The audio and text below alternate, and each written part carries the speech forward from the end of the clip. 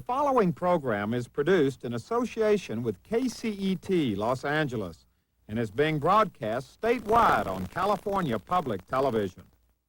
This series has been endorsed by the California Teachers Association, the California School Boards Association, and the California Library Association. California's Gold is provided to the PBS network statewide through a grant from Wells Fargo Bank, coming through for Californians for over 135 years.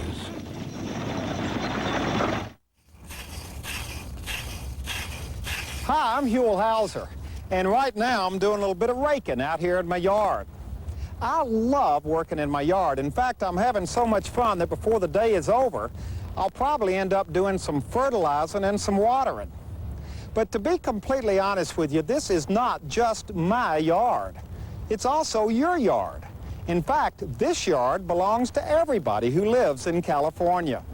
Welcome to our state's official front yard. And back behind this building is our state's official backyard. And if you're interested in finding out just exactly what's in your yard, come on along with me as we all continue our search together, this time in our yard, for California's gold. California, here I come, right back where I started from. Where the flowers bloom in the spring. Each morning at dawn and birdies sing and everything a sun-kissed miss said, don't be late. That's why I can hardly wait. Open up that golden gate, California, here I come. California, here I come, right back where I started from. Where flowers bloom in the spring. Each morning at dawn and birdies sing and everything a sun-kissed miss said, don't be late. That's why I can hardly wait. Open up that golden gate, California, here I come.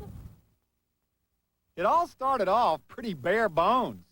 In fact, when our state capitol building opened up for business back in 1874, it sat alone up on kind of a terraced hill with no trees. Over the years, trees were planted and began to fill out. And before long, the place was pretty as a postcard, full of all kinds of flowers and trees and exotic plants. In fact, the area around the Capitol became almost as well known and loved as the building itself. There are 40 acres in all, and it's called Capitol Park. Before we started our tour of this beautiful park, we met up with Rob Wood, who's the acting director of the California State Capitol Museum. Now, Rob had offered to give us a bird's-eye view of the park before we started to actually walk the grounds. Little did I know that the bird's-eye view he promised us meant we had to go all the way to the top, literally. Now, why are we coming up here? Well, it's the best overview of the whole entire Capitol grounds that you'll get. It's 220 feet to the top of the building. Are you sure this is sturdy? I'm beginning to Tell me it is. feel a little weird up here. You mean we're going to walk up there? All the way to the top, through the trap door that takes us into the cupola. Are you sure this is sturdy? Well, we haven't lost anybody yet. This is really something. This actually used to be open to the public until the restoration, which began in 1975. How high up are we going? The top of the building is 220 feet. Whoa.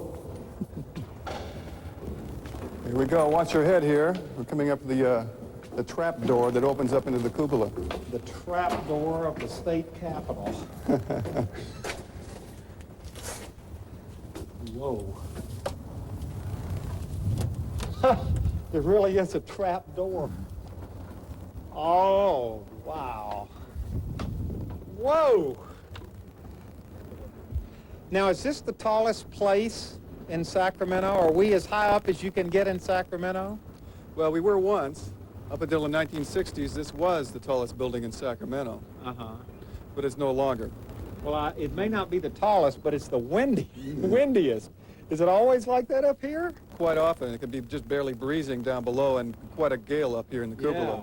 Yeah, look at these. I don't know whether you can see it, Louis. Look at these flags blowing down here. There is some wind blowing here all of a sudden. Certainly is. Now, you brought us up here to show us the gardens, the kind of an overview of what we're going to see. That's all the state park out there. That's Capitol Park spread out there, all 33 acres of it, and or all 33 acres of the east part of it. And this is the best place to get a real good look at what evolved over the course of 120 years, beginning in the 1870s to what it is today. What's interesting is when you look at all the old pictures, there was nothing there at all. I mean, there were no trees at all, so now it's solid. Right, it evolved slowly over that 120 years.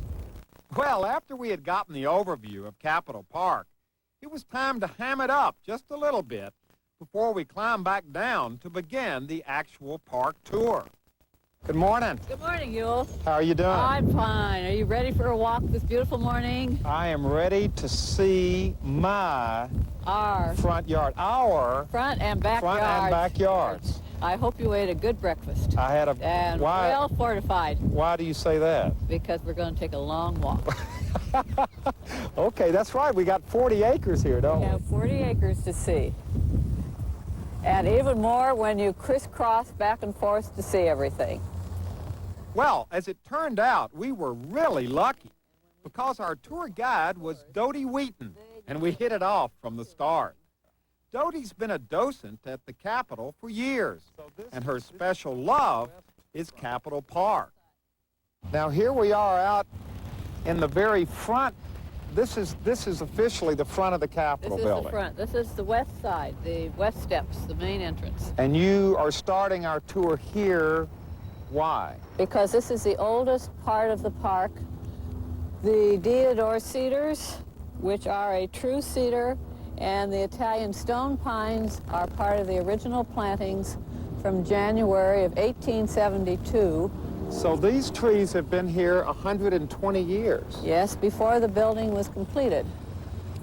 Well, they've held up pretty well. Very well. Much longer than their normal lifespan. Now, why is that? Because of the climate, you have Sacramento is a floodplain. You have the soil washing down from the Sierra Nevada for eons of time. There is an underground water supply for the park, for all of Sacramento. These are beautiful. Look at the size of these things. of the trunks. Wow. And straight ahead of you, with the metal brace, is one of the original stone pines with its umbrella-shaped canopy. Oh, this one. Yes. Those were planted at the same time as these deodar cedars. You got to prop that one up. They did. We don't know when the supports were put in. The tree has grown right around the support.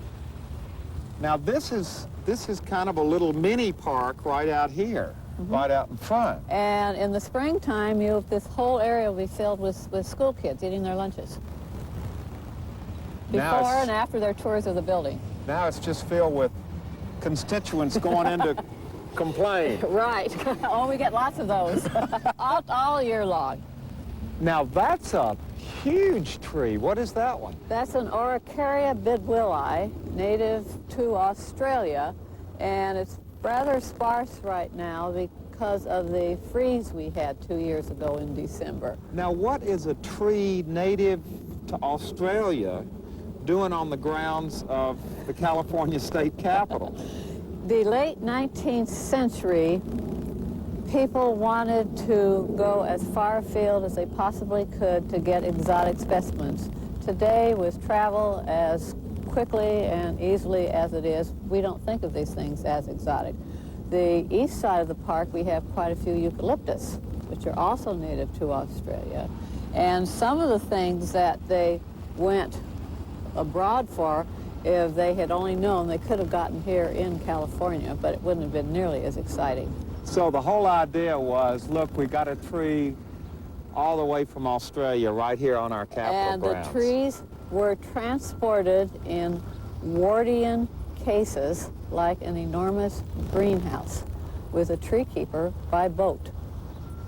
Just as Captain Bligh on the Bounty had his breadfruit trees, same idea. These are coast redwoods, which grow every place in California except in the desert. They are the tallest of all living things. If you can look between the two trees and see the gold ball on the lantern, Oh, the top of the Capitol. that's 210 feet tall.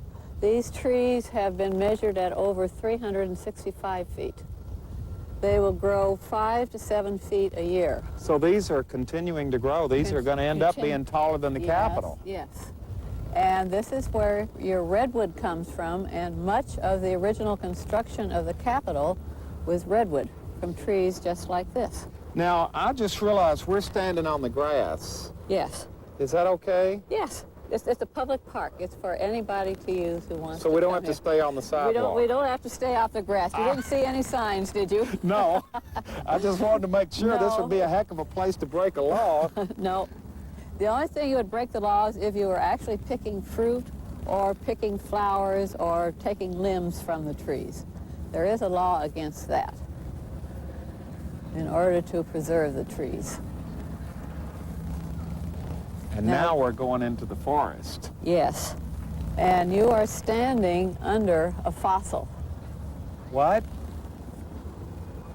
This is a fossil? This is a fossil. This is a ginkgo biloba, literally unchanged in millions of years. They have found leaves of the ginkgo embedded into rock, literally millions of years old, completely unchanged. Where is that tree from? From the Orient. In many areas of China and Japan, it's considered a sacred tree. This happens to be a female and will bear fruit. How long has this tree been here? I don't have an exact date. It's probably about 100 years old. It looks like almost everywhere you go, there are flowers, too. That blooming. is part of the idea of a Victorian garden. The park originally was planted as a Victorian garden, meaning very symmetrical. You had matching plantings on both sides of the park. You had enormous flower beds that you could look underneath the trees and see. So wherever your eye went, you had something interesting to look at. Yeah. And with budget considerations, and they are very labor intensive. We do not have nearly as many as Well, we the water used to. fountain still works. Yes, and the sundial still works, though it's not on daylight look. time. Is this the official state sundial? This is the official state sundial. Boy, that doesn't change to daylight time. And it says it's, well, I don't know about the time. Well, that I can't guarantee. It doesn't match what I've got, that's for sure.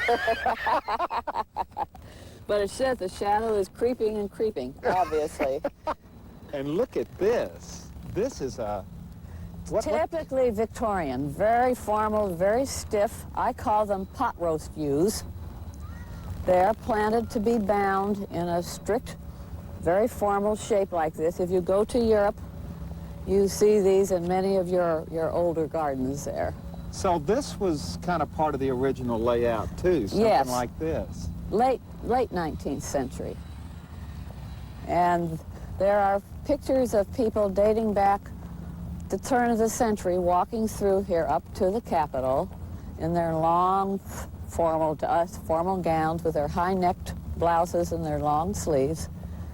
It's always been a park of the people. Yeah, you kind of, and there goes There goes one of the bells.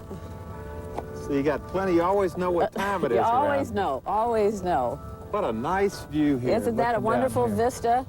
This is probably the one vista that has not changed in the 100-plus years of the building's history. Looking from 15th Street up to the Capitol with its beautiful dome and the gold ball.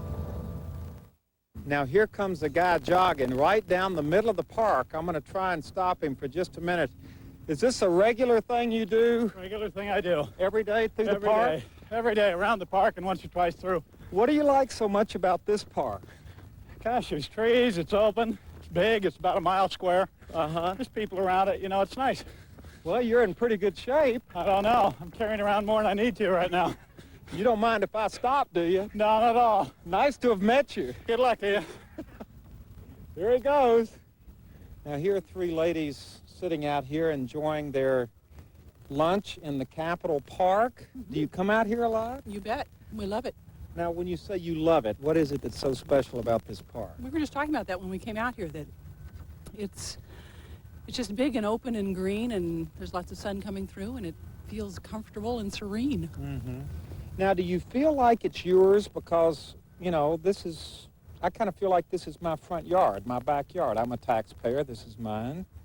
I feel I have rights to be here, you bet. Is this your bench? You've claimed it? My bench, yes. They didn't want to sit here because it was sunny, but I said, that's too bad. This is my bench. Where are you all from? We're all from Texas. You're from Texas. Well, what do you think about this place? Beautiful place. We've been here before. Mm-hmm. That's the most beautiful building and the grounds of any capital. Now, that's what we're here doing a story about, are the grounds. What do you think about the grounds? They're terrific. I think they're the most beautiful grounds around any capital I've ever seen. Even Texas? Even Texas. Yes, sir. Are you sure you want your friends back in Texas to hear you say that there are grounds pretty? They like honest people back in Texas. Ah. This is definitely a people's park in every shape or form.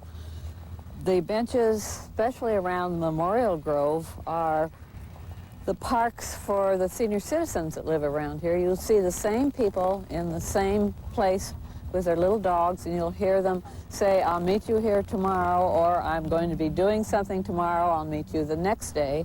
And frequently when I do tours out here in the park, I really almost feel like an interloper. I feel that this is their place, their park, that I have to be careful and not intrude upon them. Mm-hmm. And the same holds true when people come here to see the Vietnam Memorial. This is the Vietnam. This is the Vietnam Memorial, that you feel like you shouldn't intrude on people's privacy.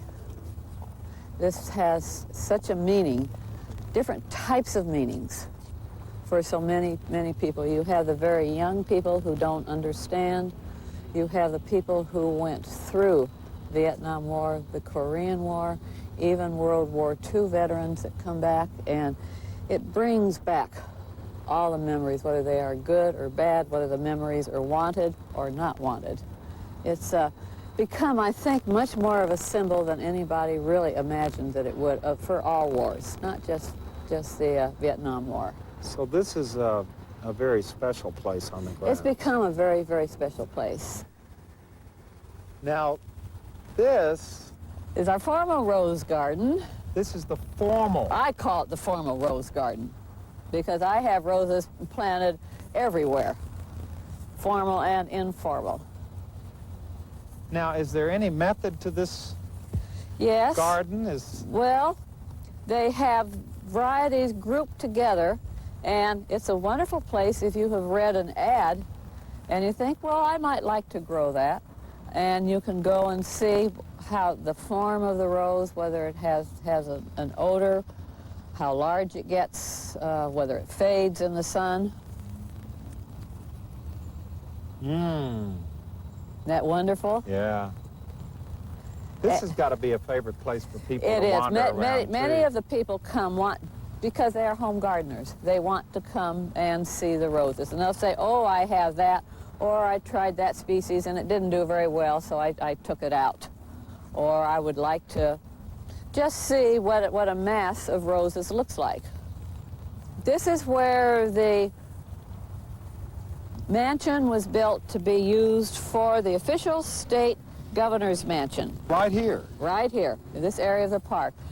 The building was completed, it was never furnished, and Governor Newton Booth preferred to live in his establishment in Old Sacramento anyway. Uh-huh.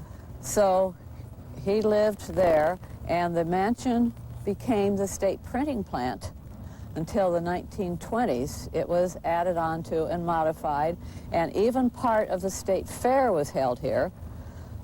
The animal section of the state fair was held right here in Capitol Park. And there's a wonderful picture of the state printing plant in the background. They looked awfully much like longhorn steers in front of the building. So this all was the big state printing plant. Now, when was that torn down? The 1920s, early 1920s. Now, here's the cactus garden, but there was something else here before the cactus garden. That wasn't is a definite understatement. This whole section was the State Agricultural Pavilion, completed in 1884, and here until after 1910, and part of the State Fair was held. To give you an idea of the size, it had 2 wings, each wing 100 by 400 feet. At one time, there was a roller skating rink here in the park. What? Roller skating was a very proper sport for prim and proper Victorian maidens. They could also bowl. Now, this is the fellow you told me I had to meet. This is who I want you to meet. I've never seen him run into a tree, and you notice how close he comes to them? He's absolutely amazing. Good morning. Good morning, I'm Huell Howser. What's your name? Arlo Blankenship. Now, I hear you're the main man here on the Capitol grounds. Well, I don't know according to this lady, but I am the only one that's doing the mowing for now, unless I go on vacation or something. Now, you mow the whole park? The whole park, all 45 acres, plus all the buildings across the street. Now, what makes this place so special? Capitol grounds. This is not a park. You don't see no play equipment out here or nothing. This park has got every tree in the nation around here and around the whole countryside. And good place to work. Do you mow this place a little better, a little more carefully than you mow your own yard at home? I got a yard that only takes me 2.5 minutes to cut. What about the squirrels? Squirrels do a lot of damage. Really? Yes. So you don't really like the squirrels. You better be careful now, because people like squirrels. People like squirrels. If they understood the damage that they do on the trees and the shrubs, they might not be so apt to like them. Back in the rose garden back there, we planted 25 new roses last year, and we in one day watched the squirrels on a little branch smaller than your finger climbing on that, trying to chew it in two. So that makes all of us a little unhappy when we see that, but we have to live with it. You have brave squirrels around here, We don't have you? very brave squirrels. I mean, these squirrels know no enemies. No, these squirrels are not afraid of anyone. Nothing of anything fears them. They go anywhere they want, they do whatever they want. They rule us almost to a point. How many squirrels you figure you've got here? Too many. Now, this is... A statue to Father Sarah, the founder of the missions in California.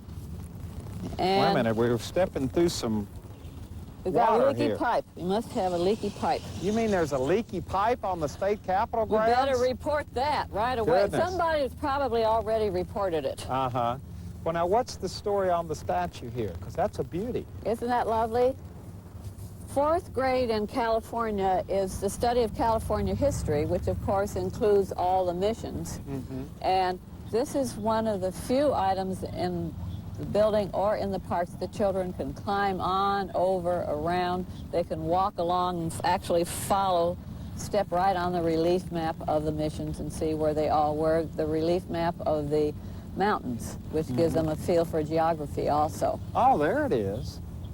So this is like an honest-to-goodness relief map. It certainly kinda, is. With all the... Oh, here are the missions. With each mission and the date.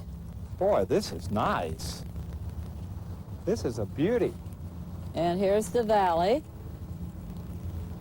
So this is children don't realize that they're learning something when they're playing here. You sort of sneak up on them. And they can sit on it and eat their lunches. Rub his toenails for good luck. Oh, is that what you do? Well, I see some of them doing it. There we go.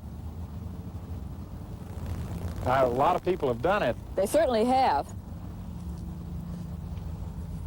You love this place, don't you? Yes, I do. People tell me that it shows. Well, it shows. Thank you. Well, we started off this thing by talking about our state's front and backyard, but that really is what it is, isn't it? Yes, it is. In the middle of a major city, you have this beautiful, beautiful park for the people, used by the people, kept up by the people. Not many major cities anywhere in the world can make this claim. And the maintenance people do such a marvelous job under very difficult circumstances, not just the climate, but when something is used as heavily as this is used. Look at your grass. Everything looks green, it looks healthy, the trees. You have school children, you have senior citizens, you have the retired, you have the homeless, people that just walk through here like I do on my way to work every morning. It's a wonderful way to start the day. It's a privilege and a treat to get to have this in your own backyard, so to speak. Well, it is your backyard. I count It's my backyard. Yeah, it's ours. It's their backyard. Everybody's backyard. Yes, it's California's backyard. Well, I hope you've enjoyed this close-up look at your yard. It is truly beautiful, and you should be very proud of it. And where else but California can each of us make a legitimate claim to have a 34-acre yard? Well, this has been a lot of fun, and as always, as we end this adventure, I'd like to personally invite you to come on along with us again next time as we all continue our search together for California's gold. And there's the rake, which means it's time for me to get back to work in our yard. Goodbye, everybody.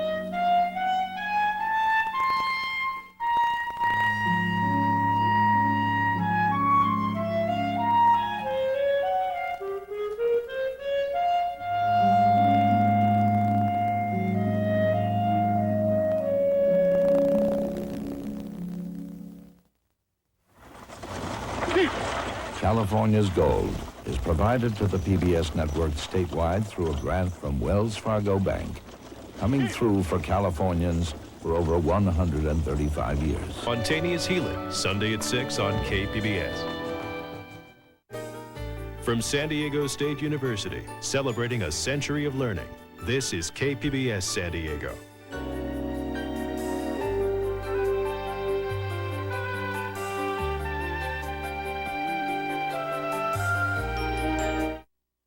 The following program is produced in association with KCET Los Angeles and is being broadcast statewide on California Public Television.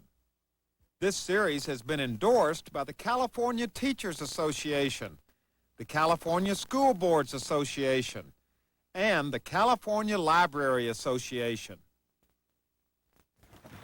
California's gold is provided to the PBS network statewide through a grant from Wells Fargo Bank, coming through for Californians for over 135 years. Hi, I'm Huell Howser. Welcome to Olvera Street, a very historic place. Because you see, back in the 1780s, this was literally the birthplace of the city of Los Angeles. And since that time, lots of different groups of people have called the area right around here home, including the Afro-Americans, the Chinese community, the Italians, and the French. Since the 1930s, the Hispanic community of Los Angeles has considered this place to be kind of its showplace, its centerpiece. And what better place to start our program than right here? Because our entire program is about mariachi music. And if you're in a musical mood and you feel like joining us, come on along with us as we all continue our search together, this time with the help of music, for California's gold.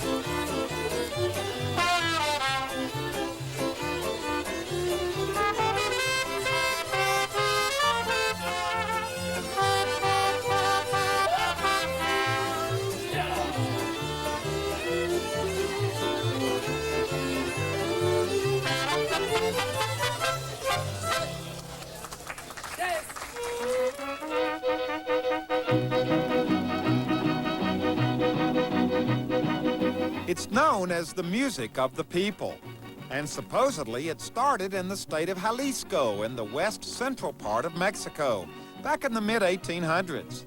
I say supposedly because, like everything else these days, there seems to be some controversy about exactly where and when mariachi started. The word mariachi is a mystery, but there's many theories. One of the most popular theories, and probably one of the theories that many of your viewers at home have heard of, is actually a false theory. But it's a very romantic, a very exciting theory, but it's wrong. And that theory was that the word mariachi evolved from the French word for mariage, and that during the French occupation of Mexico from 1861 through 67, that's when the word mariage was sort of started to be applied to the musicians who were probably playing for the French weddings and were using a lot of French melodies, and that pretty soon these musicians started calling themselves after the wedding, which was the marriage. If that's wrong, what's right? Right. Well, the reason it's wrong is because there's documentation of the word mariachi back to the 1850s, actually of a one particular documentation of a priest complaining about the noisy, drunken sounds of the mariachis. And I don't say that negatively or pejoratively, but there is written documentation. So probably back to the 1840s or 1850s, like I say, the word mariachi, because it came to be in the area of Jalisco, may very well be related to some of the indigenous vocabulary of the Coca Indians. There's actually a town there named Cocula, which is named after the Coca Indians, and it's very possibly, there's a whole book written on it by a guy named Hermes Rafael in Mexico on the linguistic origins of the word mariachi and the history of it. There are other theories that the word came from the word Maria, evolved into mariachi, or that also it may have come from the name for the Virgin in an area there, a virgin that was called Maria de la H, and that evolved from that. So there's many theories, and the point is, though, is that somehow this word came out and came to be used for this ensemble of musicians that started to regionally develop a very exciting kind of music in the mid-19th century. Well, I'm not sure we settled that controversy about exactly where or when mariachi music started. But one thing's for sure, over the years it's become more and more popular and spread all over the world, thanks to radio and records and movies. Movies from the golden age of Mexican cinema back in the 30s and 40s. Movies starring famous mariachi singers like Pedro Infante and Jorge Negrete. Soy el charro mexicano, noble, valiente y leal, de su pueblo siempre hermano. Soy el charro que se llena todo el alma con amor, el de la Virgen Morena de su patria y de su Dios. What is it about mariachi that so captivates people? Obviously, it's captivated you. It has. There's a lively quality to it that's really important. It catches people's attention. The music is nice, but also it captivates a lot of sentiment, a lot of emotion. And so it communicates this whole range from being happy to being sad, to being lively, to being romantic, and it does all of that. The mariachi is sort of, because of that range, it's just inherently exciting for me and for a lot of people that listen to it. Can we hear the most traditional mariachi sound that there is? Sure. The stereotypical mariachi sound? Okay, the son Jalisciense is the rhythm that comes out of Jalisco. That's the most famous rhythm, and el son de la negra is the most famous of the sones. Is the group ready? I'm sure they would be. Let's hear that one. This is the traditional sound of the mariachi.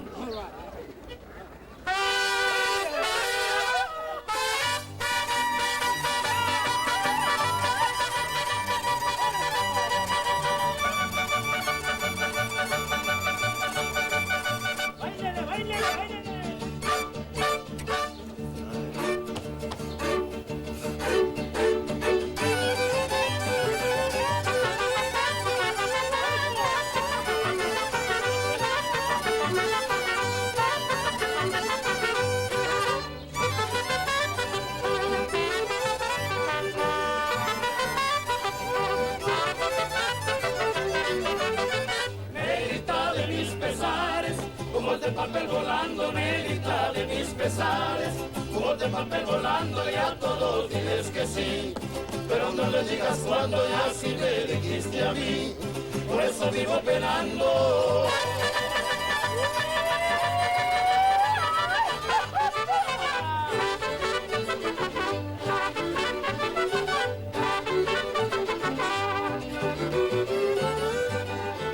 What is the yelling for? The gritos? Yeah. The gritos, that shows involvement. You know, it just shows that the music is captivating. You know, people are caught up into it. He's your best yeller, isn't he? What do you call that? What's the... Grito. Grito. Uh-huh. Can he give us a good one? Un grito por ahí. See ya. Why was he laughing? He thinks he's better? No. Can you give us one? It's better. Not as much better.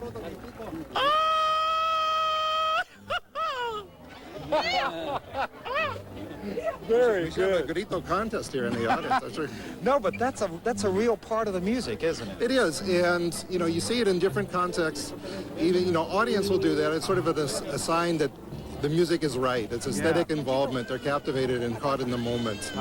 And so when you hear the gritos, then you know that it's working.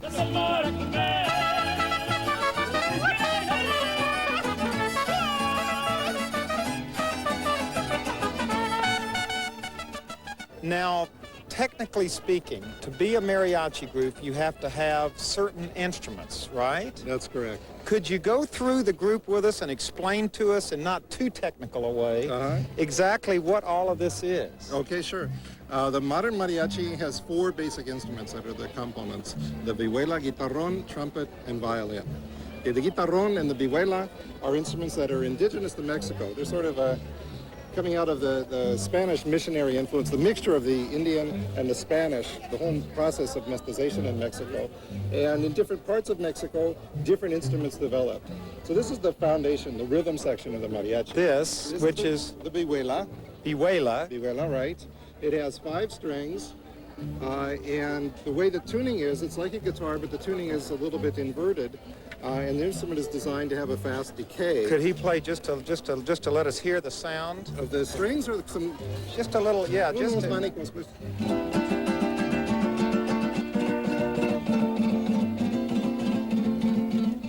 that combines with this, which is the. This is the guitarrón, which is very thick. Could we hold that up so we can? It's a thick looking. Sure. The vihuela has the same shape, right? Related shapes. The guitarrón is a special instrument. It's the bass, but it's also there aren't very many portable acoustic basses in the world, so this is kind of an interesting thing. Could we hear that? The other interesting thing, sure, about it is that it's played in octaves, so it's being plucked in almost a harp-like style. We hear just a little bit of the. sounds kind of like a bass, doesn't it? It is a bass, absolutely.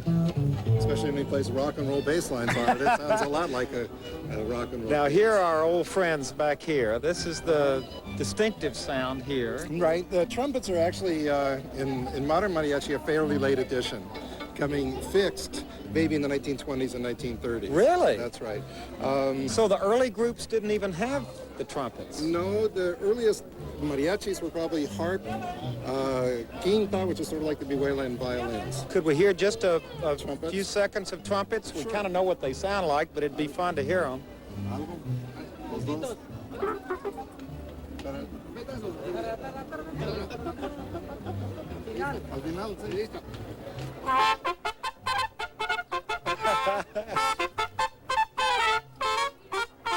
Very good. And that the double trumpet sound is now really what people recognize for modern mariachi. Yeah. Absolutely. And this is the, do you call them fiddles, violins? No, violins. Call, modern mariachi. Again, well, violins go back to the earliest days of mariachi, of course. In modern mariachis, you usually have 3 or more violins, and play in 3 parts. So you have 3-part, usually parallel harmonies for the violin section. Can we hear just a little bit of Sure. that? ¿Qué vamos a tocar?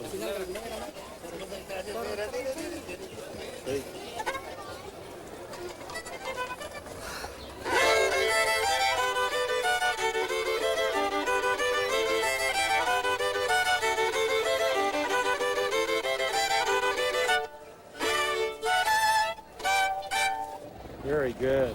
And you put it all together. That's right. And you have that unmistakable sound. That's right.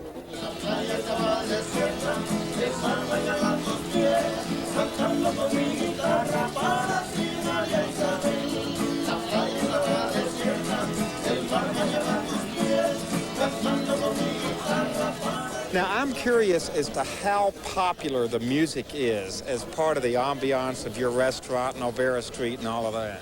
No, it really does make the ambiance of the street. I think anything that, well, you like liveliness. In a Mexican atmosphere, part of the culture would require a song, dance, color. I mean, that's part of the Mexican culture, an intricate part of it. So it's something that almost your customers have come to expect when they come in here to eat Mexican food. Oh, absolutely. They always call me and they say, do you have mariachis today? And I say, absolutely, come on down. And then they really do enjoy it. They ask for songs and sit there for hours listening to music sometimes. Now, you said, do they have mariachis? Now, that's this debate we're having about what are mariachis, who are mariachis, and what is it. Do you have mariachis, or do you have 4 guys playing music? I have 3 guys playing music. We have a trio. Okay. And I guess in English, in the Anglo culture, in Mexican culture, 3 guys is a trio. In Mexican culture, if you have a mariachi, what you're talking about is the men that are wearing the charro outfits with the big sombreros, and they tend to have quite a diverse selection of instruments. They'll have a violin, they'll have trumpets, they'll have the big guitar. It's a big group. That's right, and it's a specific type of music that they play also. While various mariachis are very diverse in what they play, people have come to expect a specific type of music from the large mariachi group. The trios that we have play either romantic music, or they play, which are called boleros in Spanish, or they'll play norteño music, northern music, the cowboy polka style music.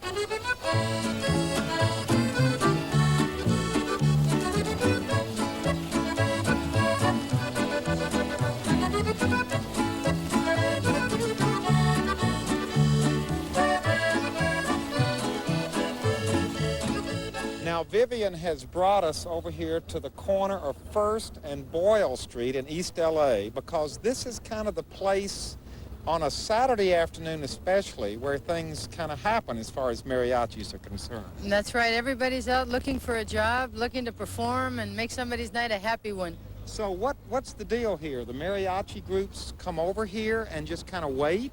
They assemble. This is very much like Plaza Garibaldi in Mexico City, where it's a tradition there that mariachis will all accumulate in a certain part of town. Everybody knows where that is. And here in Los Angeles, this is the place if you want to come and pick up a mariachi band. Mm-hmm. For any kind of event. A party, a wedding, whatever you want. Just a little good music to go along.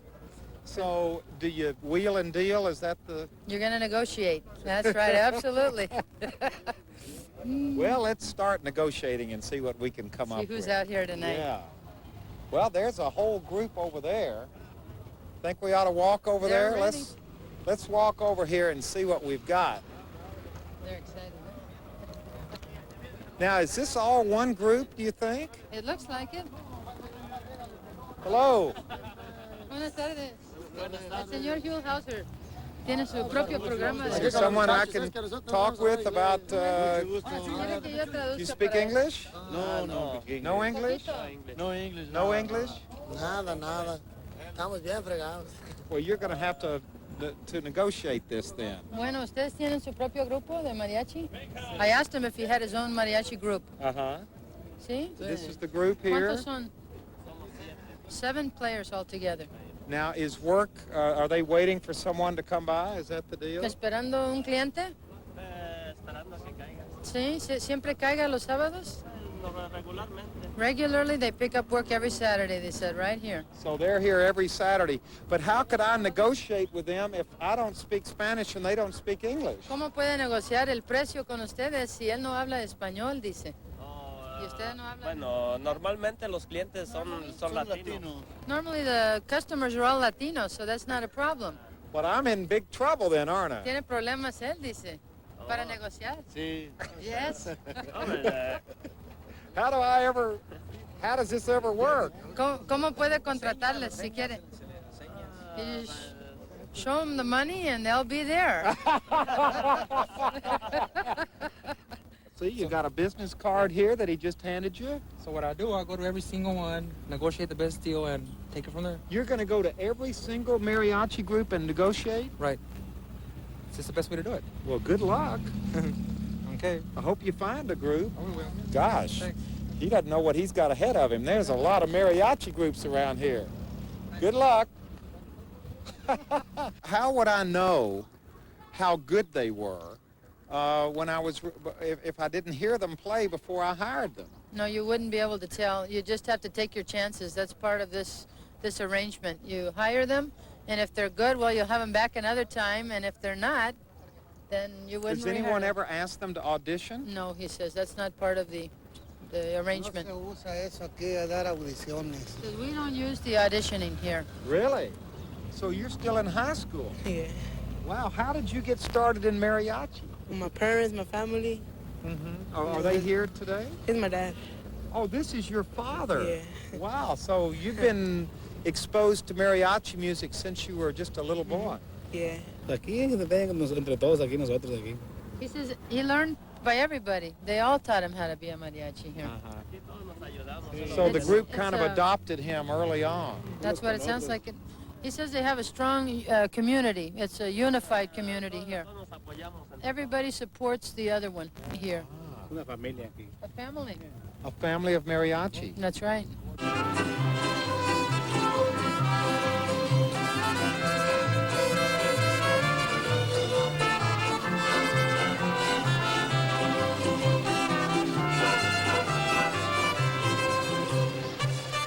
It was a very special assembly program, an opportunity for the Garfield High School student mariachi to perform in front of their peers. It also was an opportunity for the student folklorico group Alma Mestiza to perform.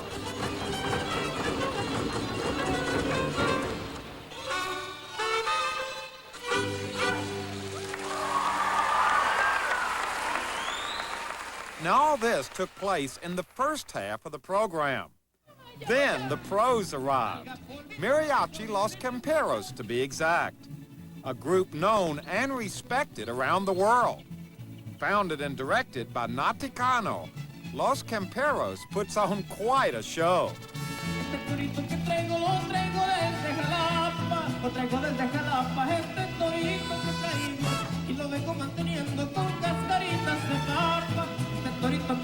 lo traigo desde Jalapa. Lázalo, que se te va. Échate tus brazos, mi alma, si me quieres conquistar. Lázalo, que se te fue. Échame tus brazos, mi alma, y nunca te olvidaré. Ella es malotra, para chula, como tú sabes.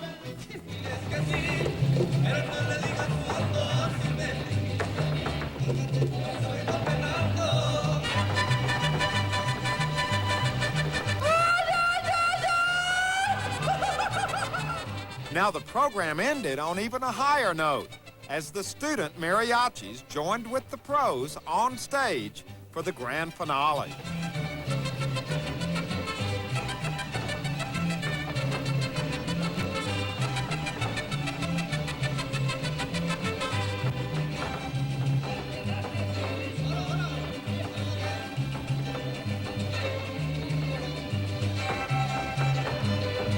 Ahora, comadre Chencha, zapatele con mi compadre Carlito. And there was more, too, because after the performance, instruments in hand, it was off to the band room, where these young mariachi students had the opportunity of a lifetime. Because, you see, they got to spend the afternoon one-on-one with some of the most famous mariachi musicians in the world. Fiesta time today. I knew it was going to be something special. I didn't know it was going to be this special. What is a day like this all about? Well, we feel that we come here to spend a day with these people, I mean, these young kids. I mean, it's up to them to continue our future. I mean, the tradition of our music is in their hands. So why not come and help them to learn what we love so much? What are y'all talking about? We talk about music. Yeah. It's not technical, it's not written, and it's more feeling, and you're not on time all the time, and you kind of like this is a piece that's not on time. We kind of just go along with the rhythm and follow them, and so that's the hardest part of this. Yeah, but it's fun. Isn't Oh, we're having a blast.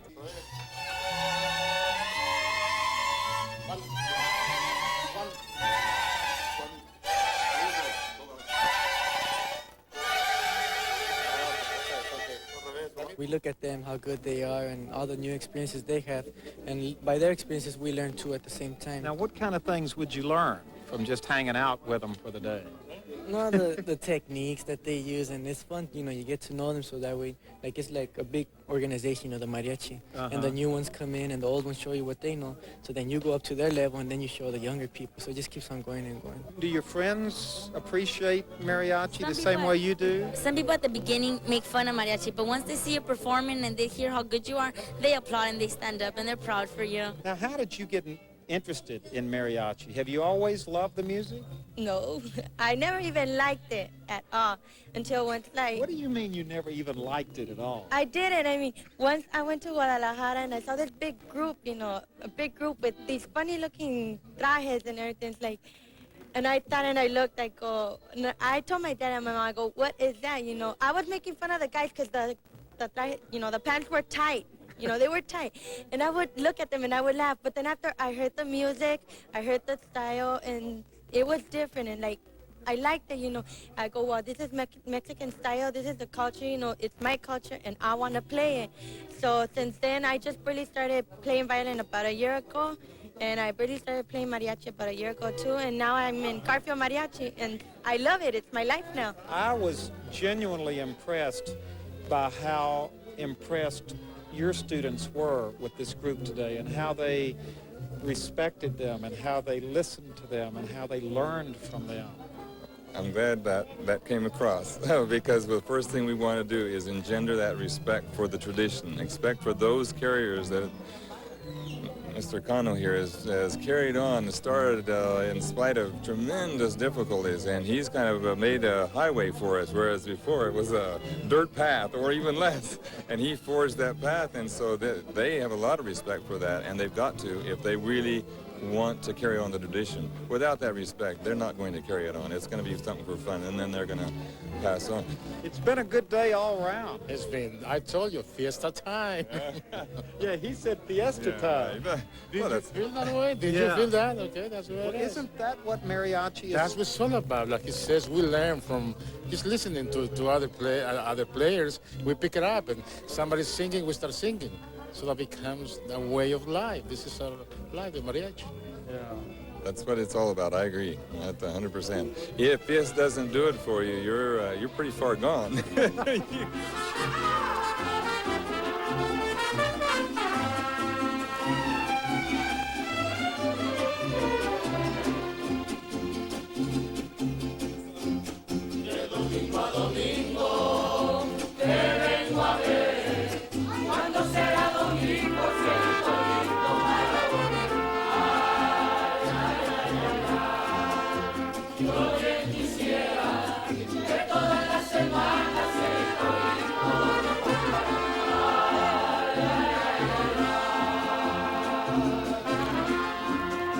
las morenas quiero. Y yo las quiero. Desde que supe que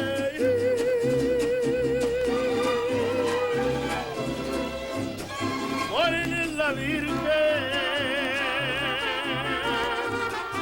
de Guadalupe. Ay, ay, ay, ay, ay.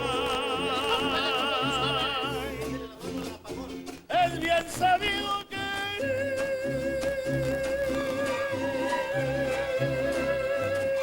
el amor de Morena nunca extinguido. Ay, ay, ay, ay, ay. ¡Para muchachos! ¡Hagan llorar a sus violines!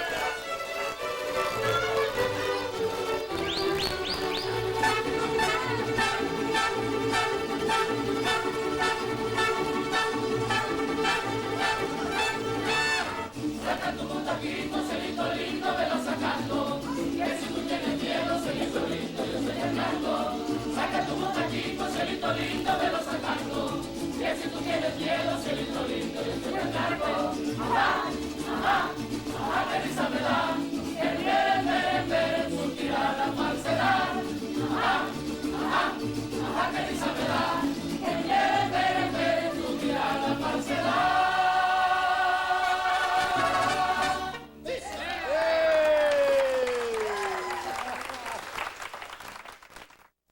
Well, I hope you enjoyed this adventure. And I think we all learned a little bit more about this wonderful music called Mariachi, which has become so much a part of the culture of our state. Well, as we close this program, as always, I'd like to thank you for joining us and invite you to tune in again next time as we all continue our search together for California's gold. Goodbye, everybody.